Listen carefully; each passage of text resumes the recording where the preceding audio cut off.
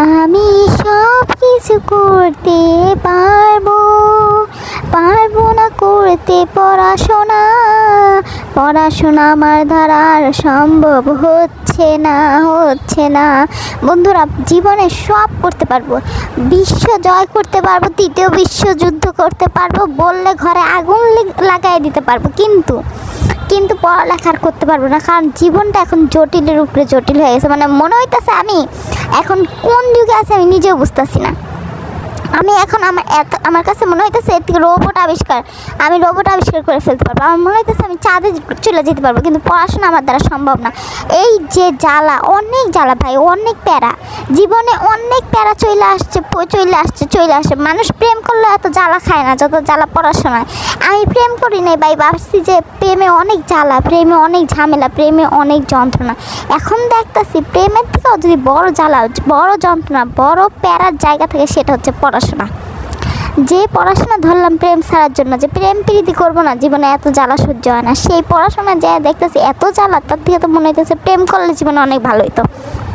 মানে আমি এখন পড়াশোনায়, ফোন আর পড়াশোনা এই দুইটা আমার জীবনের মধ্যে। আমি সারাক্ষণ বইয়ের মধ্যে এবার ঢুইকা দেখলাম বই আমার জন্য না, মানে দুনিয়ার সব কিছু আমার জন্য, কিন্তু বই আমার জন্য না। বইয়ের মধ্যে এক এক লেখকের এক এক কথা, এত জ্ঞান, এত কিছু, সব নিলাম ভালো কথা। পরীক্ষার খাতায় লেখার পর ম্যাডাম বলে এই জ্ঞান নাকি চলবে না, নতুন আরও অন্য জ্ঞান দিতে হবে।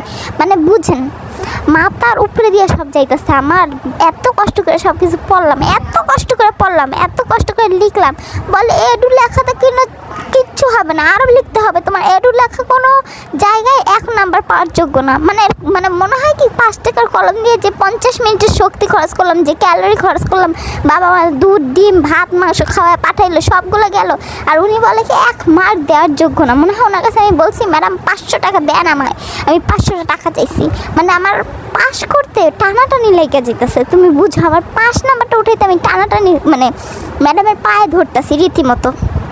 মানে এত জীবনটা কঠিন হয়ে গেছে। তার থেকে তো মনে হইতো প্রেম করতে গেলে এর থেকে ভালো হতো 2-3টা ছেলে প্রপোজ করে, যা ভাই তাদের প্রপোজ অ্যাকসেপ্ট করে জীবনে তাদের সাথে চিল, তাদের সাথে ঘুরতাম ফিরতাম, খাইতাম, কথা বলতাম, তারা বলতো বাবু সোনা জাদু টোনা, কত আনন্দ।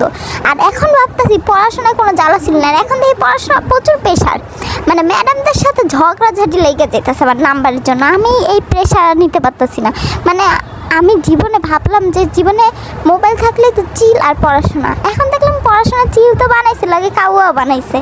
মানে চিল করার সাথে সাথে কাউয়া হয়ে গেছে আমি। মানে প্রেশার আর প্রেশার। আমি পড়াশোনায় মুখ দেওয়ার পর আমি তো চারিদিকে অন্ধকার। আমি ভাবলাম এতগুলো দিন আমি কী করলাম, কয়েকটা বছরই তো পার করে লাগলো না পড়ে, আমি কী করলাম, এখন আমি 1-2 দিনে কেমনে পড়বো। আমার মনে চাইতেছিল বইগুলোর কাইটা কুচি করে রান্না করে যদি খাইয়ে মুখস্থ করা যেত তাহলে আমি তাই করতাম। আমার মাথায় ঢুকতেছে না এখন আমি কী করবো। মানে পড়াশোনা এত কঠিন কেন ভাই, একটু সহজ করে কি করা যেত না? আমাদের কয়েকটি স্টুডেন্টের কথাও তো চিন্তা করতে হবে যে পৃথিবীতে সবাই বিলিয়ন না, সবার মস্তিষ্ক ওই মার্ক জুকারবার্গের মতো না বা আইনস্টাইনের মতো না। আমাদের মস্তিষ্ক অনেক দুর্বল, আমরা অনেক দুর্বল, আমরা গরিব মস্তিষ্কের মানুষ, আমাদের মস্তিষ্ক গরিব। সেই চিন্তা করে পড়াশোনা একটু তৈরি করা উচিত ছিল, একটু পড়াশোনা একটু কঠিন না করে একটু সহজভাবে আমাদের পড়াশোনাগুলো করা উচিত ছিল, একটু প্রশ্নগুলো সহজ করা উচিত ছিল। কিন্তু যত প্রকার কঠিন, যত প্রকার জটিল সব করতে পারে এই ম্যাডামরা, টিচাররা এত কঠিন করে প্রশ্ন করবে, তারা আল্লাহ মাবুতে মানে যত জেলাপিতে যে কটা প্যাচ থাকে তার থেকে দ্বিগুণ বললে ভুলবে, 1000 গুণ বেশি প্যাচ দিয়ে প্রশ্ন করার পরে যদি আমরা না পারি তারপরে বলবো কি তোমাদের মতো ইডিয়েট স্টুপিড স্টুডেন্ট আর দেখিনি, এত ইজি কোয়েশ্চেনের অ্যান্সার তোমরা করতে পারো না। পারবেন কেমনে, দেখতে পারবেন কেমনে? আমাদের মতো তো স্টুডেন্ট দেখবেন না, কারণ আপনারা তো একসময় যখন পড়ে আসছেন তখন তো কা করে ডিম পড়ে আসছেন, সেগুলো পড়ে লেখা দিয়ে আসছেন। আর আমাদের বেলায় পড়াশোনা এত কঠিন করে দিয়েছেন, এখন আপনাদের মন ভরে না, আপনারা এখন আমাদের পড়াশোনার মাথায় প্যাঁচ লাগাই দিচ্ছেন, আমাদের মাথা জটিল হয়ে গেছে। আর আপনারা বলতেছেন এগুলো আমরা পারবো না। একটা সুন্দর জিনিস, সিম্পল জিনিস বললেই তো আমাদের দেশের নাম কি? আমি যদি বলি তুমি যেখানে আছো সেখান থেকে তোমার যে রাজধানী, সেই রাজধানীর মধ্যে যে থাকে সেই জায়গায় যে যত মানুষ বসবাস করে সেটা কি দেশ, সেই দেশের নাম কি? এইভাবে বলার কি দরকার? এত পেঁচায় বলার কি দরকার? সরাসরি ডিরেক্ট বললেই হয় যে তোমার দেশের নাম কি। এখন আমি কোথায় বাস করি সেটা কি একটা দেশের মধ্যে পড়ে, সেই রাজধানী, এত মানে বুঝলাম না ভাই, এত পেঁচানোর দরকার কি? আমার মাথা তো ঢুকে না, আমার তো সব সিরা যায়, খাইটা যায়। মানে এত পেঁচায় কি লাভ?